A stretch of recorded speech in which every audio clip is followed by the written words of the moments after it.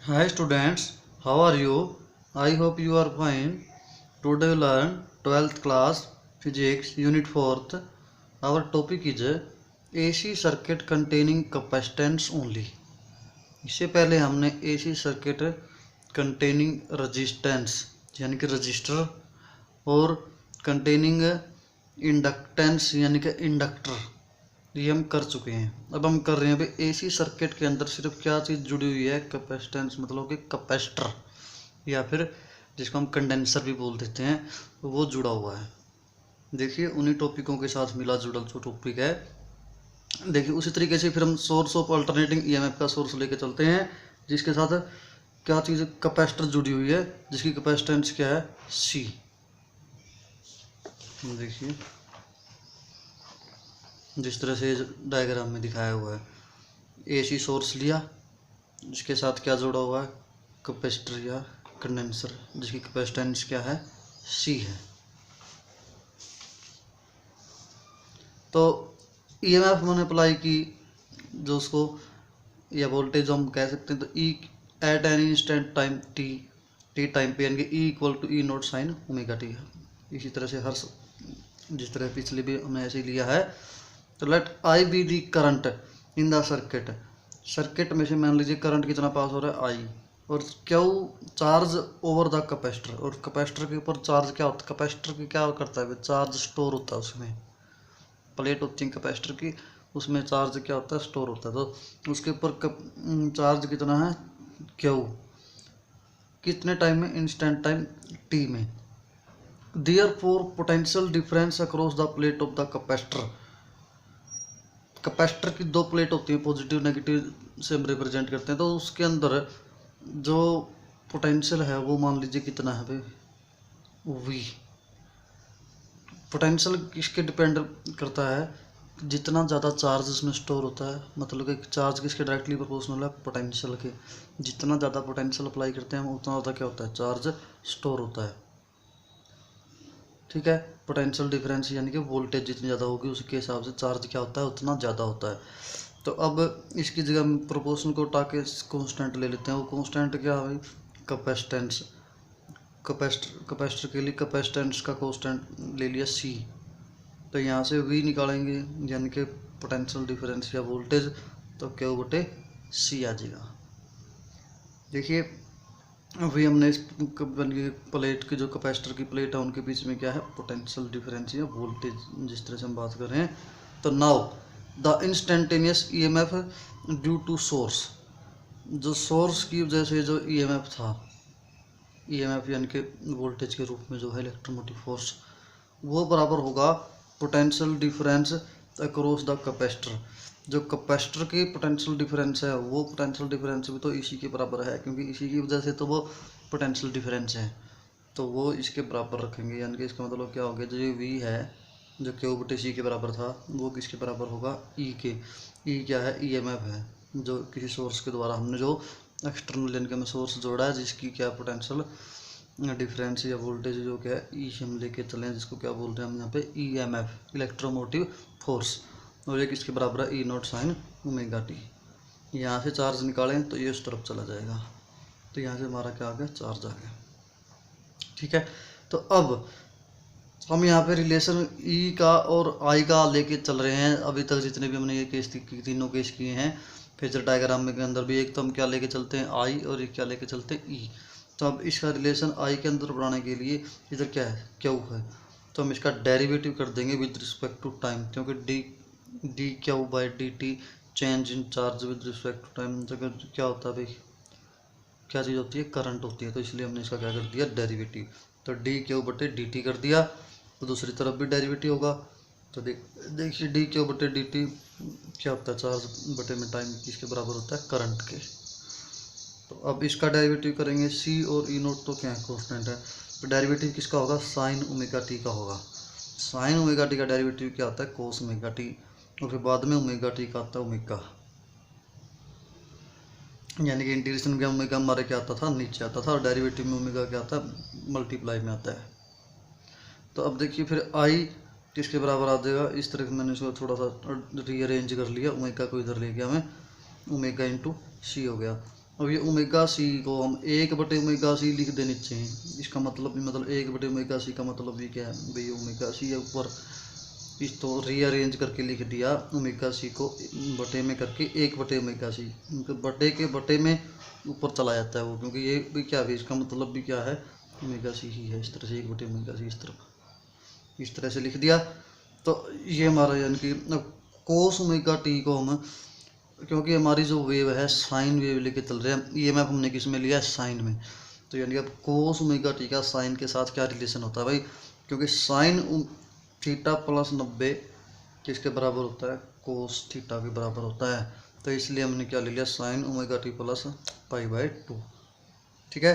तो अब current I maximum होगा अगर ये वाली टर्म जो है मैक्सिमम हो जाए, ये टर्म क्या हो जाए, मैक्सिमम, ये करंट क्या हो जाएगा, मैक्सिमम।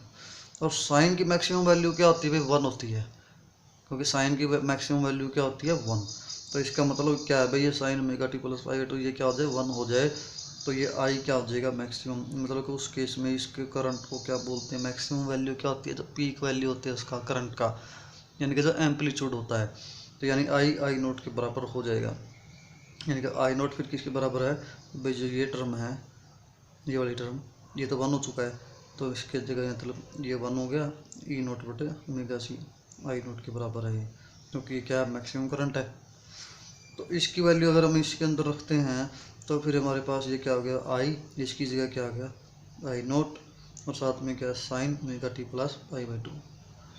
तो ये क्या थी भाई, ये पीछे हम ईएमएफ की इक्वेशन स्टार्ट में लेके चले थे, और ये हमारे पास किसका रिलेशन आ गया भाई, करंट का, अल्टरनेटिंग करंट डेवलप हुआ जो, उसका रिलेशन ये हमारे पास आ गया भाई, करंट यानी कि I naught sine omega t plus π/2, ये हमारे पास रिलेशन इसका बन गया इस इक्वेशन के अंदर। अब एक इक्वेशन नंबर 3 है, एक इक्वेशन नंबर 1 है, एक ईएमएफ की इक्वेशन है और एक किसकी इक्वेशन है, करंट की। इनका हम जब रिलेशन करते हैं तो हमें समझ में आता है। उनमें देखिए कंटेनिंग सी ओनली, तो उस केस में आई क्या है, I lead to the alternating EMF by phase angle of π/2। क्योंकि देखिए हम यहाँ अगर हम बात करते हैं इस इक्वेशन के अंदर, आई क्या था, ओमेगा टी प्लस π/2, एंगल इसका क्या है, ओमेगा टी के प्लस π/2 है। यह एंगल क्या था, सिर्फ ओमेगा टी। इसका मतलब आई उससे आगे चल रहा है, कितना आगे, 90 डिग्री आगे, 90 डिग्री के एंगल पे आगे मूव कर रहा है उससे।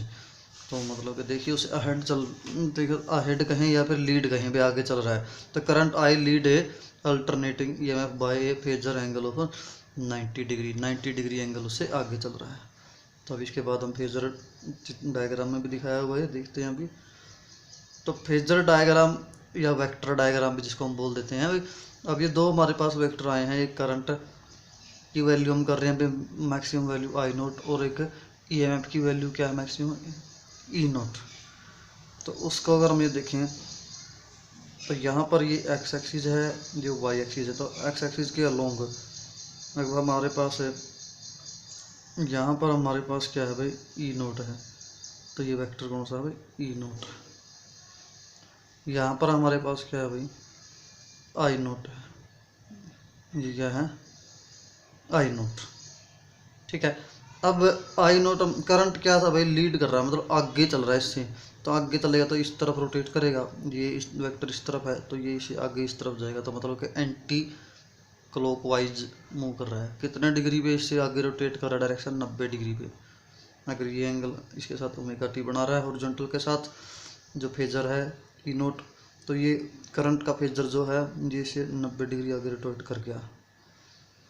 तो इस तरह से फिर जब इनका प्रोजेक्शन ड्रॉप करते हैं, या अब ई नोट से इधर प्रोजेक्शन ड्रॉप कर दिया, मतलब कि यहाँ से लेकर यहाँ तक जो है, तो यानी कि ये प्रोजेक्शन का ड्रॉप करते हैं तो ये वैल्यू किसकी रिप्रेजेंट करता है भाई, ई एट इंस्टेंट टी।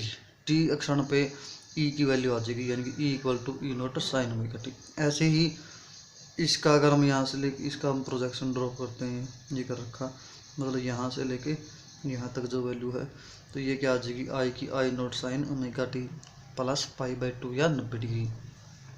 तो इस तरह से इसके क्या आ जाएंगे, प्रोजेक्शन आ जाएगा भाई।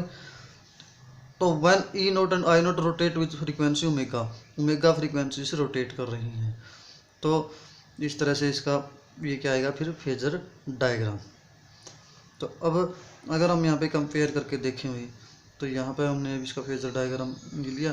तो हम बात कर रहे थे भाई इसका फेज का कितना डिफरेंस है, π/2 का। π/2 यहाँ साफ दिख रहा है, 90 डिग्री का एंगल का फ़र्क है, ये आगे चल रहा है। आगे चल रहा है तो मतलब इसका मतलब क्या हो गया भाई, करंट इसे देखो, ये यहाँ पे ये करंट इसे आगे चल रहा है भाई। इसकी वैल्यू यहाँ पे जब 0 थी तो इसकी वैल्यू मतलब आगे है इसी, तो ये 0 था, ये 0 नहीं है क्योंकि ये आगे गया करंट की वैल्यू। अब इसकी वैल्यू यहाँ पे बढ़ चुकी है, ये पीछे है इसी, ये इसी आगे आगे चल रहा है करंट, और EMF क्या उससे पीछे पीछे, जैसे ये आगे चला गया ये पीछे रह गया। ऐसे ही मतलब ये जिस तरह यहाँ पे ये था, इसका के यहाँ पे इसकी वैल्यू क्या है, बढ़ चुकी है, मैक्सिमम हो चुकी है। तो मतलब कि करंट ई से क्या है, π/2 मतलब कि आगे चल रहा है। ये कह सकते हैं कि वेव में क्या होता है 360 की पूरी होती है, तो ये π/2 का क्या हो गया भाई, 1/4 वेव से वो आगे मूव कर रहा है। देखिए अब इसी को अगर हम, ये रिजल्ट आया था हमारा जो I0 E0/1/ωc को ओम्स लॉ से कंपेयर करें। ओम्स लॉ क्या कहता था भाई, I = V/R, current potential difference बटे में रेजिस्टेंस के बराबर होता है। हमारे पास यहाँ पे करंट क्या, I0 E0/1/ωc। इसका मतलब ये E0 तो क्या है, वोल्टेज है, पोटेंशियल डिफरेंस की तरह काम कर रहा है, और ये क्या किसकी तरह काम कर रहा है भाई, रेजिस्टेंस की तरह। ठीक है, तो अब क्या इसको हम क्या बोलेंगे फिर, इसका मतलब 1/ωc को हम क्या नाम देते हैं, represent effective resistance offer by capacitor in this, इसको हम क्या बोलते हैं, कैपेसिटेटिव रिएक्टेंस या फिर रिएक्टेंस ऑफ कैपेसिटर। तो डिनोटेड बाय किससे रिप्रेजेंट करेंगे फिर 1/ωc को, XC के से रोटेट कर रहे हैं, XC यानी 1/ωc। ओमेगा को क्या लिख सकते हैं, 2πν, और न्यू क्या है इसकी फ्रीक्वेंसी, ओमेगा एंगुलर फ्रीक्वेंसी है और न्यू क्या है, लीनियर फ्रीक्वेंसी है, क्योंकि ओमेगा 2π/T आता है और 1/T को क्या लिख सकते हैं, न्यू। तो यहाँ से फिर हम देखिए फिर कैपेसिटेंस और रिएक्टेंस जो है इन्वर्सली प्रोपोर्शनल है। देखिए यहाँ से, यानी कि ये जो एक XC यहाँ पे जिसकी वैल्यू हम रखते हैं, तो इसके 1/2π/ν/c, 2π तो कांस्टेंट है, न्यू के और c के क्या है, ये इन्वर्सली प्रोपोर्शनल, मतलब फ्रीक्वेंसी जितनी ज़्यादा होगी उतनी इसकी वैल्यू क्या होती जाती है, यानी कि रिएक्टेंस कैपेसिटेंस जो है कैपेसिटिव है तो उसकी वैल्यू क्या होती है, कम होती है। देखिए inversely proportional to new frequency के AC के केस में, also inversely proportional at capacitance of the condenser. लेकिन DC के केस में फ्रीक्वेंसी क्या होती है भाई, 0।